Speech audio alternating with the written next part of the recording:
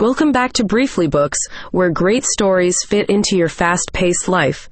Today, we're thrilled to present our latest 30-minute audiobook adventure, The Mountain Is You by Brianna Wiest.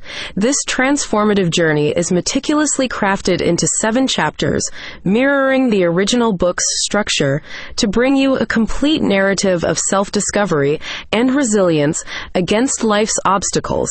Ready to climb this mountain with us? Before we begin, make sure to subscribe, like, and share this video. Your comments not only inspire our next adventures, but also guide us in choosing which literary peaks to explore. Let's make reading accessible and thrilling for everyone, one chapter at a time. Now grab your gear. It's time to conquer. The Mountain Is You. Subscribe, and stay tuned for an enlightening ascent. Preface. In the preface of our journey, I invite you to envision yourself at the base of a towering mountain. This mountain represents you, your challenges, your fears, your uncharted potential. Like any climb, the path to self-discovery and personal transformation is fraught with obstacles, yet it promises vistas of immense beauty and fulfillment. We often perceive our greatest challenges as external forces, overlooking the fact that our most formidable peaks and valleys lie within us. This book is a map to those inner landscapes, a guide through the dense forests of our past traumas, over the rocky ledges of our self-doubts, and into the luminous clearings of our truest selves. Together, we will navigate the complex terrains of emotional intelligence, release the weight of our pasts, and build a future resonant with our deepest aspirations. Each chapter, from confronting the illusion of self-sabotage to mastering our emotional triggers, is a step upward on this mountain. And as you turn these pages, remember, the mountain before you is not your adversary. It is you in all your complexity and potential. This climb we undertake is not just about reaching a summit. It's about discovering that the journey itself transforms us. Introduction. As we stand at the foothold of our mountain, the embodiment of our personal journey, I want you to understand the essence of the metaphor we'll be climbing together. This mountain is not merely rock and earth. It is a symbol of every challenge you've faced, every obstacle you've overcome, and every peak you've yet to reach. It represents the daunting journey of personal growth and the transformative power of self-discovery. Imagine for a moment the diverse landscapes a mountain offers. At its base, the terrain is familiar, comfortable, but as you ascend, the paths become less trodden, the air thinner, and the climb steeper. These varying conditions mirror our own life experiences. The base of the mountain is where we start, entrenched in our comfort zones, but it's the ascent, fraught with challenges and unforeseen trials, that molds us, teaches us resilience, and reveals our true strength. In this book, we navigate through the dense forests of self-doubt, the misleading trails of self-sabotage, and the sudden precipices of our fears. We'll also find moments of unparalleled beauty, insights that illuminate our path, friendships that bolster our spirit, and victories that elevate our souls. Just as a mountain climber prepares for their ascent, we too must ready ourselves for this journey inward. The climb may be arduous, the paths uncertain, but the summit awaits. It's a place of profound understanding and peace, a peak from which we can see not just the mountain we've conquered, but the vast landscape of our lives stretched out before us. This introduction to our metaphorical mountain lays the groundwork for the transformative expedition ahead. Each chapter is a step higher, a challenge met, a lesson learned. And it's in this journey that we find ourselves, truly and deeply. Chapter 1. The Mountain Is You. In the quiet moments of self-reflection, have you ever felt like something within you is holding you back? As if there's a mountain standing in your path, its peak shrouded in mist, insurmountable and intimidating. This feeling, this mountain, is not external. It is you. It is the sum of your fears, doubts, and unresolved emotions. But within this realization lies your greatest power, the understanding that you are both the mountain and the climber. The journey of self-discovery begins with acknowledging that we are our most significant obstacle. It's a daunting thought, but also a liberating one. If we are the mountain, then we also possess the paths to our summit. Our thoughts, actions, and choices are the tools we use to carve paths on our mountainsides. Every step taken in anger, fear, or doubt acts like the weather, shaping the mountain's surface, making some paths slippery and others inaccessible. Conversely, every action grounded in love, understanding, and courage is like the wind that gently shapes the peaks into forms we can navigate. Consider the stories we tell ourselves, the narratives we've clung to because they're familiar. These stories often reinforce the idea that the mountain is too steep, the climb too dangerous. I am not enough. I cannot overcome this. This is just how I am.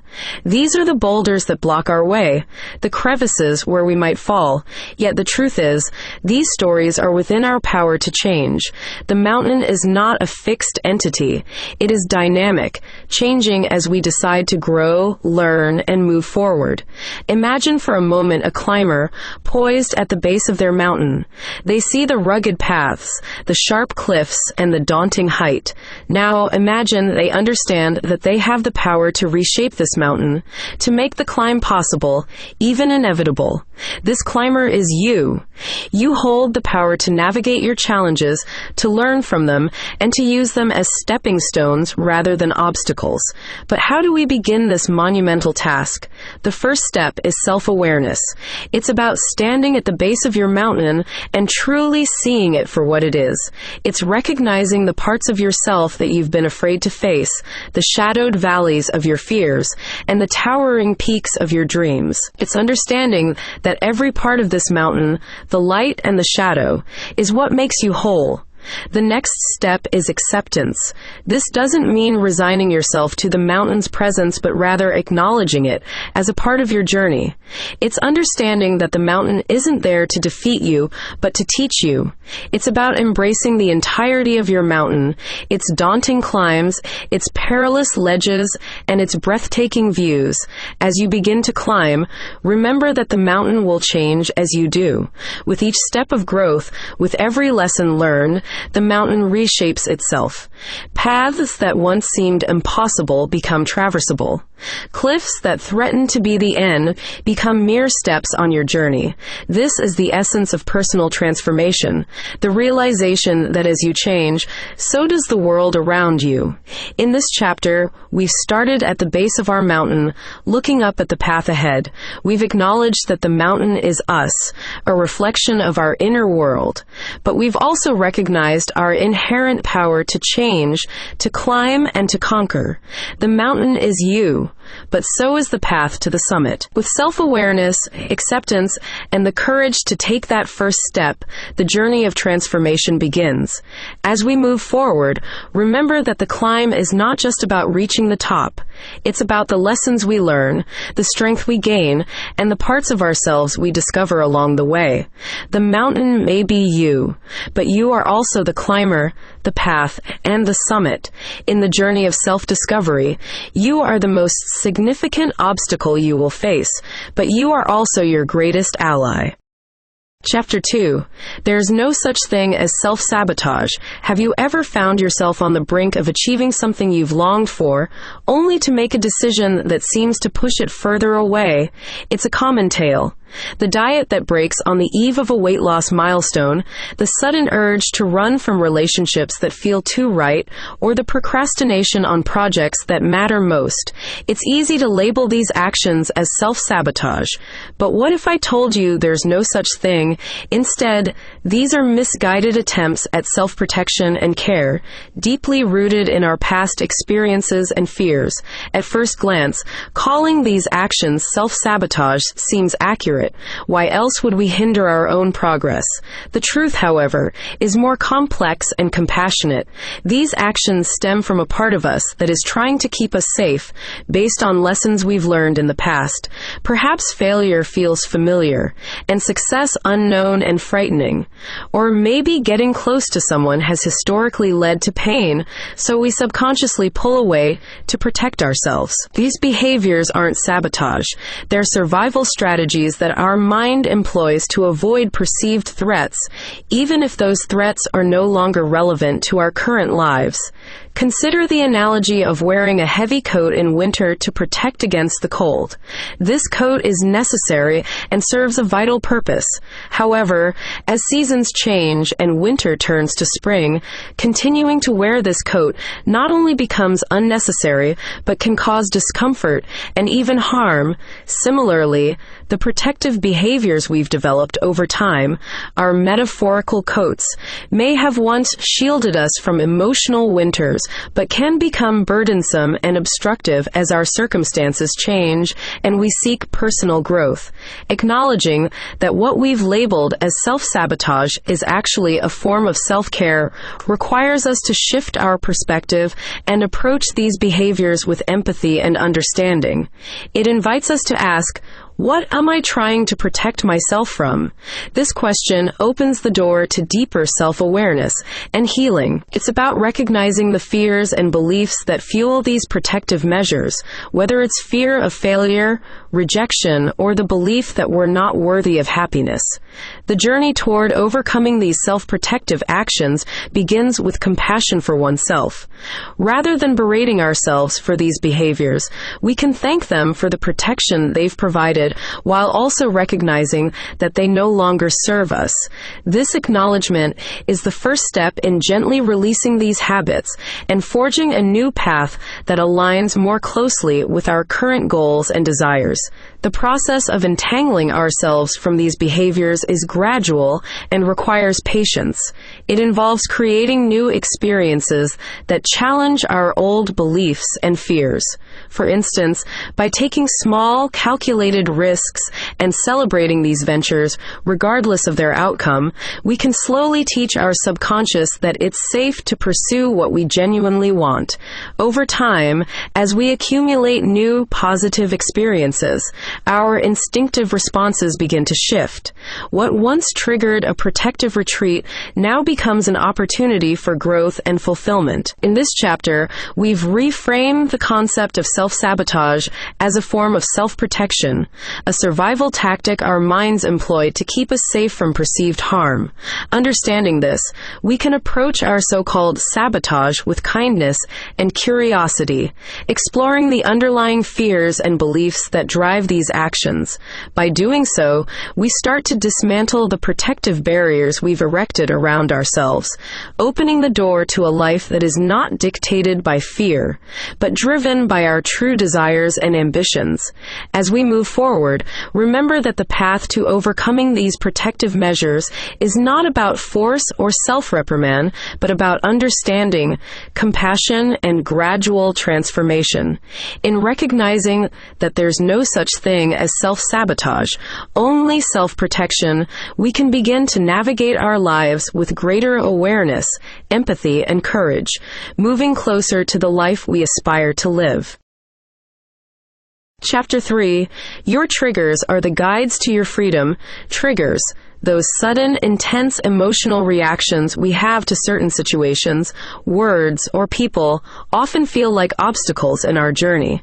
They can make us feel out of control, vulnerable, and exposed. But what if we saw them not as barriers, but as signposts, guiding us toward our deepest healing and ultimate freedom?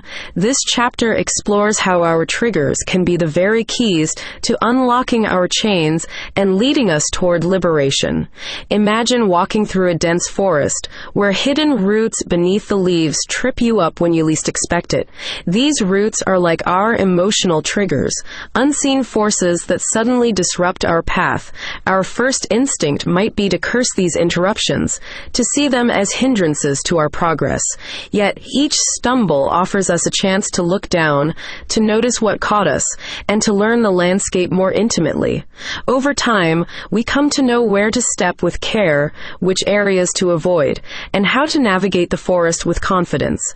Similarly, our triggers invite us to look closer, to understand the hidden parts of ourselves that need attention and care. To transform our triggers into tools for growth, we first need to recognize them without judgment. This means when a reaction arises, anger, sadness, fear, instead of pushing it away or criticizing ourselves for feeling it, we pause.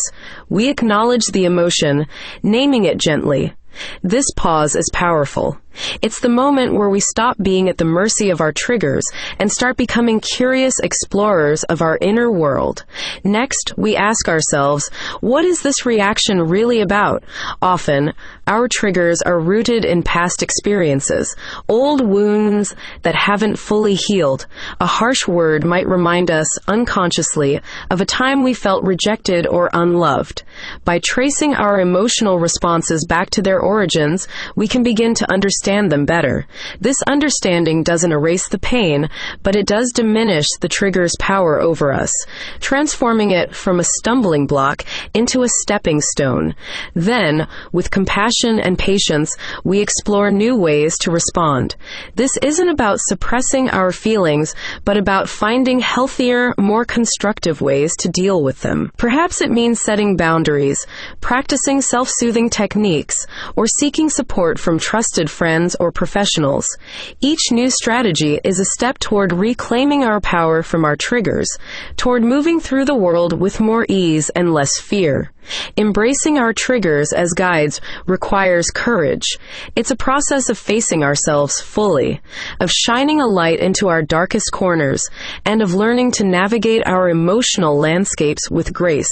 It's not an easy journey, nor is it quick, but it is deeply rewarding. For on the other side of our triggers lies freedom, the freedom to choose how we respond to the world, the freedom to live unencumbered by past pains, and the freedom to pursue our true potential. In this chapter, we've reframed triggers from being seen as obstacles to being valuable guides on our path to personal liberation. By recognizing, understanding, and compassionately responding to our triggers, we unlock the doors to our deepest healing.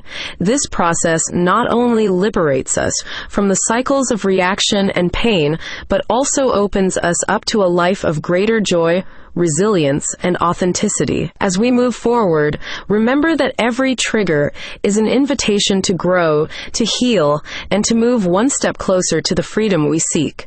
Embrace these moments not with fear or frustration, but with curiosity and hope, for it is through our triggers that we find our way to true liberation, to the summit of our mountain, where we stand free and unburdened, ready to embrace the vast horizons of our lives. Chapter 4, Building Emotional Intelligence. In the journey up our personal mountains, emotional intelligence serves as both our compass and our map. It's the skill that enables us to navigate our emotions and the emotions of those around us, turning what might seem like an impenetrable forest of feelings into a landscape we can navigate with confidence and grace. Emotional intelligence begins with awareness, recognizing our emotions as they arise without immediately reacting to them. Imagine each emotion as a messenger, carrying valuable information about our deepest needs and desires. When we feel anger, it might be signaling a boundary that has been crossed. Sadness might indicate a loss we haven't fully acknowledged. Joy, a path we ought to pursue further. To build emotional intelligence, we start by listening to these messengers. This doesn't mean letting every emotion dictate our actions. Rather, it's about acknowledging our feelings, understanding their origins, and then deciding how best to respond. It's the difference between reacting to a storm in panic and navigating through it with purpose. The next step is regulation, learning to calm the storm within. This is where techniques such as mindfulness, deep breathing, and meditation become invaluable. They don't remove the storm, but they do give us an anchor, a center of calm from which to operate. Over time, these practices can help us respond to our emotions with thoughtfulness rather than being swept away by them. Empathy, the ability to understand and share the feelings of another, is another critical aspect of emotional intelligence. It's what allows us to connect with others on a deep, meaningful level. Empathy grows from our own emotional awareness. The more in tune we are with our feelings, the more we can understand and resonate with the emotions of others. This doesn't mean taking on everyone else's emotional burdens. Instead, it's about offering understanding and compassion, recognizing our shared humanity. The final piece of the puzzle is social skills, navigating our relationships with emotional savvy. This includes everything from communicating our needs clearly to setting healthy boundaries, from offering support to others to asking for help. These skills aren't innate. They're developed through practice, through trial and error, and through the willingness to learn from each interaction. Building emotional intelligence is not a task we complete overnight. It's a lifelong journey, one that requires patience, commitment, and a healthy dose of self-compassion. Along the way, we'll undoubtedly face challenges. We'll encounter emotions that feel too big to handle, situations that test our empathy, and interactions that challenge our social skills. But each of these is an opportunity for growth, a chance to apply what we've learned and to deepen our understanding of ourselves and others. Consider this. Each step up our mountain that is built on emotional intelligence is one that brings us closer to our true selves. It's a step toward living with authenticity, toward relationships that are rich and fulfilling, and toward a life that resonates with our deepest values. In this chapter, we've explored the foundations of building emotional intelligence: awareness, regulation, empathy, and social skills. These are the tools that will help us navigate the emotional landscapes of our journey, allowing us to face whatever the mountain holds with confidence and grace. As we continue to climb, remember that emotional intelligence is not just about managing emotions. It's about embracing them as a vital part of who we are and who we aspire to be. In doing so, we unlock a powerful force for personal development, one that guides us toward not just the summit of our mountain, but toward a deeper, more connected way of living. Chapter 5, Releasing the Past. If there's one truth I've come to understand deeply, it's that holding on to the past, be it traumas, hurts, or even old versions of ourselves, can weigh us down, anchoring us to the same spot no matter how hard we try to move forward. This chapter is about how I learned to release that grip, to let the past be a place of reference, not residence, making room for growth and new experiences. The journey of releasing the past began for me with acknowledgement. I had to first see and accept the boulders I was carrying on my back, those heavy, painful memories and experiences that I had tried to bury deep within. Like many, I thought forgetting was a form of healing, but in truth, it was just a temporary shelter. Acknowledging my past meant facing it head-on, understanding the impact it had on my present, and deciding that I no longer wanted to carry that weight on my journey. Forgiveness played a pivotal role in this process. Forgiveness, however, was not about saying saying what happened was okay. Instead, it was about freeing myself from the emotional charge that those memories held over me. It was a declaration that those past hurts no longer had the power to shape my life. Forgiving wasn't a moment. It was a journey, one that sometimes felt like 2 steps forward and 1 step back. But with each act of forgiveness, be it towards others or myself, I felt lighter, more free. Letting go also meant rewriting the narratives I had about my past. For so long, I had stories that painted me solely as a victim of circumstances, narratives that were deeply ingrained and seemed almost comforting in their familiarity. Changing this narrative didn't mean denying my past, but rather changing my relationship with it. I started to see my past struggles as sources of strength and resilience, not just pain. This shift didn't happen overnight, and it wasn't without its challenges, but it was transformative, allowing me to view my past as a testament to my resilience, not just a record of my wounds. Creating new experiences was crucial for letting go. I realized that I couldn't just remove the old without putting something new in its place. So I started to fill my life with experiences that resonated with who I was becoming, not who I had been. This meant trying new things, even if they scared me, building new relationships that reflected my current values, and setting goals that excited me. Each new experience was a brick in the foundation of my new self, one that was built on choice rather than circumstance. Releasing the past is an ongoing process. There are days when old memories surface, bringing their shadows with them. But now I have the tools to face them. I acknowledge, forgive, rewrite, and continue creating my path, one step at a time. In this chapter, I've shared my journey of releasing the past, a path that has allowed me to make room for growth and new experiences. It's a journey that requires courage, compassion, and commitment, but it's also one of the most rewarding adventures we can undertake. As we learn to let go of what no longer serves us, we open our arms to the future, ready and excited for the beauty it holds. This process isn't just about moving on from the past. It's about moving toward the life we are meant to live, unburdened and full of potential.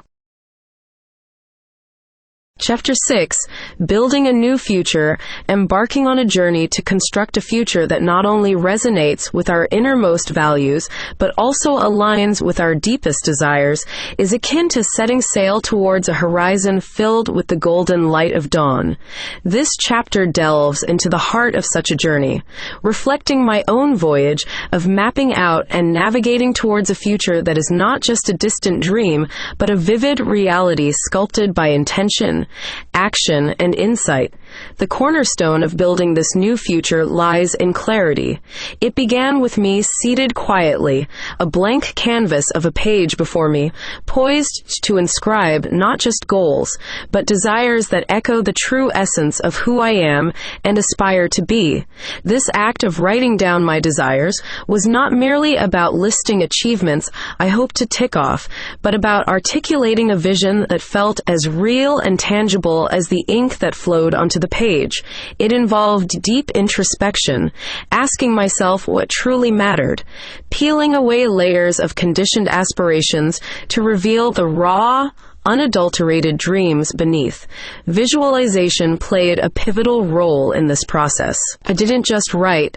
I allowed myself to be transported into a future where these desires had materialized.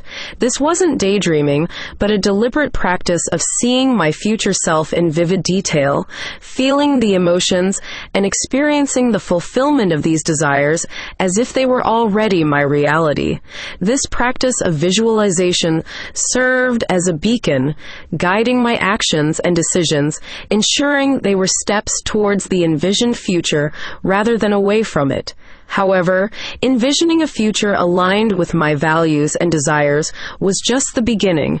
The essence of this vision had to be distilled into tangible actions. This translation from vision to action involved setting intentions that served as daily compasses, guiding my choices and behaviors. It meant aligning my habits with my future self, creating routines that mirrored the life I envisioned.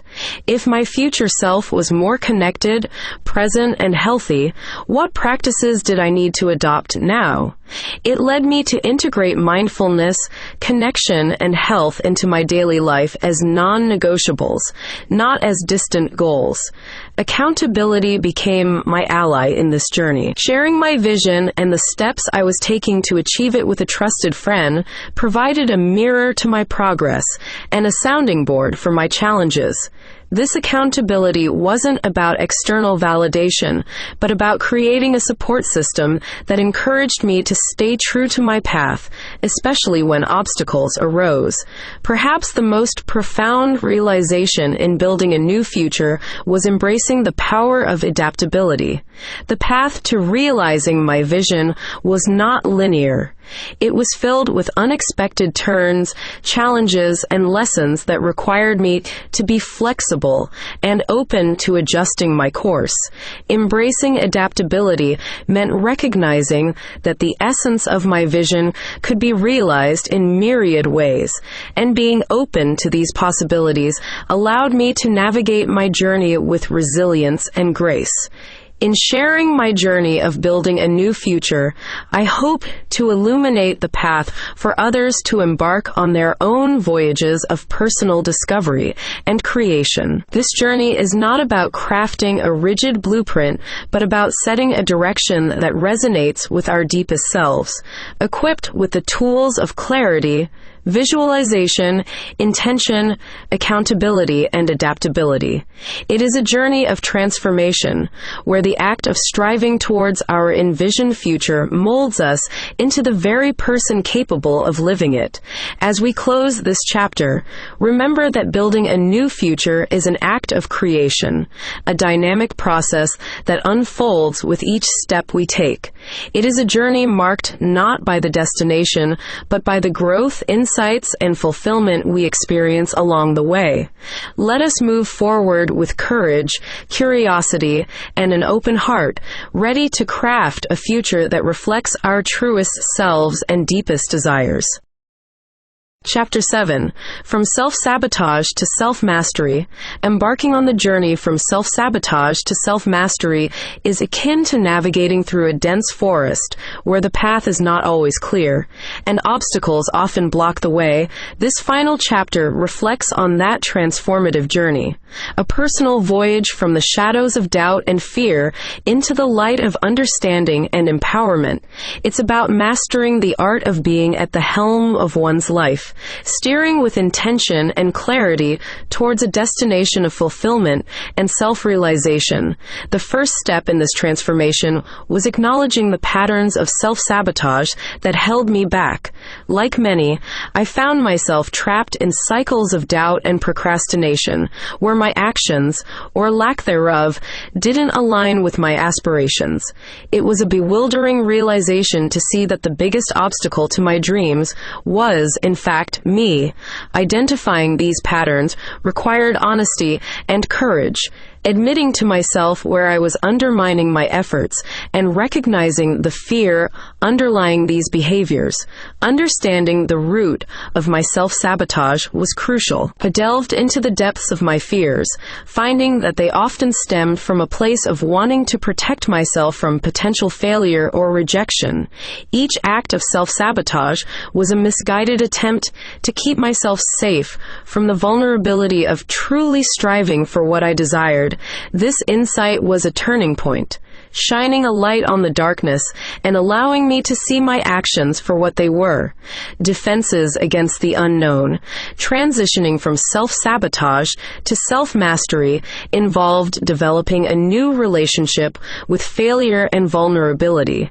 I began to see failure not as a setback, but as an integral part of the learning process, a stepping stone rather than a stumbling block. Embracing vulnerability as a strength, I allowed allowed myself to be open about my aspirations and the challenges I faced in pursuing them. This shift in perspective was liberating, freeing me from the chains of fear and opening the door to genuine growth. Building self-discipline was another critical aspect of this journey. Self-mastery required more than just understanding. It demanded action. I started with small, manageable goals, celebrating each achievement and learning from every setback. These small victories built momentum, gradually instilling a sense of confidence and trust in my ability to direct my life. Self-discipline became not a burden, but a liberation, a way to realize my potential fully. Perhaps the most profound lesson in this journey was learning to cultivate self-compassion. Mastering oneself is not about rigid control or harsh self-judgment, but about treating oneself with kindness and understanding. This meant forgiving myself for past acts of self-sabotage, recognizing them as part of my growth process. Self-compassion provided the foundation for sustainable change, ensuring that my pursuit of self-mastery was grounded in love and respect for myself. In sharing this journey, my hope is to light the way for others who find themselves caught in the cycle of self-sabotage. Transitioning to self-mastery is a path filled with challenges, but it is also one of incredible reward. It's about breaking free from the patterns that hold us back, embracing our vulnerabilities, and stepping into our power. As we close this chapter, and with it, the book, we stand at the threshold of a new beginning. From self-sabotage to self-mastery is not just a journey, but a transformation, a reclamation of our innate power to shape our lives. It's a testament to the strength within us all, a strength that enables us to overcome our fears, break free from old patterns, and forge a path of fulfillment and purpose. Remember, the journey to self-mastery is ongoing, a lifelong adventure of learning, growing, and becoming. Let us embark on this journey with open hearts and minds, ready to discover the depths of our potential and the heights of our dreams. Conclusion, wrapping up the journey, emphasizing the empowerment found in overcoming one's personal mountains and encouraging continued growth and self-discovery. As we reach the summit of our journey together, reflecting on the path we've traversed, it's clear that the true voyage has been one of inward discovery and empowerment. Each chapter, each step up our personal mountain, has not just been about facing the challenges before us, but about uncovering the strength and wisdom that lie within us. This journey has taught us that the mountains we face, our fears, our doubts, and our patterns of self-sabotage are not insurmountable obstacles, but invitations to grow, to learn, and to transcend our perceived limits. We've seen how embracing our vulnerabilities, understanding our emotions, and committing to our growth can transform the way we navigate our lives. The journey doesn't end here. Every summit reached reveals a new horizon. Every challenge overcome opens the door to new possibilities.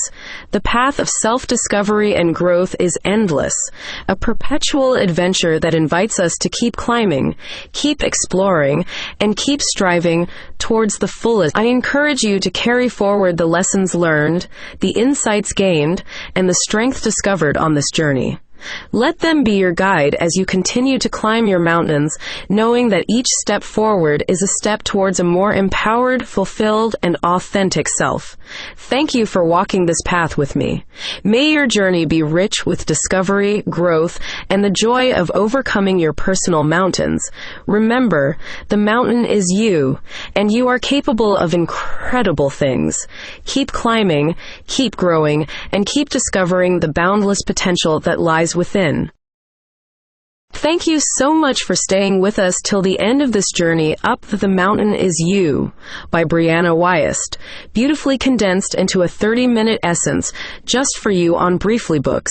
Your support means everything to us, and we hope this audiobook has inspired you as much as it has inspired us. If you enjoyed this climb and wish to explore more peaks of wisdom and insight, please consider liking this video, sharing it with fellow adventurers, reviews, and subscribing to BrieflyBooks. Your engagement helps us bring more transformative stories to life. Until our next journey, keep climbing, keep growing.